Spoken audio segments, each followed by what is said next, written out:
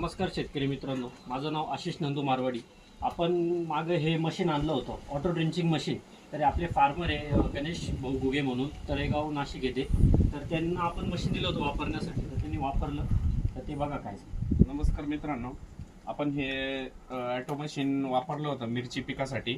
तर याच्यापासून 50 मिली ते 500 मिलीपर्यंत आपण सेट करू शकतो आणि खूप असं सुंदर आपल्याला नियोजन करता येतं ड्रिचिंगचं. आपलं पाणी वाया जात नाही. सेट केल्यानंतर जेवढं आपण पाणी सेट केलेलं आहे तेवढंच तुमच्या झाडापाशी पडणार. त्याच्यानंतर तुमचं औषध वाया जाणार नाही आणि कमी वेळामध्ये काम होणार. हे सर्वात याच्यावाले वैशिष्ट्य आहे ते. त्याच्यामुळे आपल्याला शेतकऱ्यांना सर्वांना हे वापरलं तर खूप मोठा असा फायदा होईल आणि आपलं पीक पण एकदम जोमदार असेल. हे बघा मित्रांनो, आपण याला आहे ना इथं रेग्युलेटर दाखव.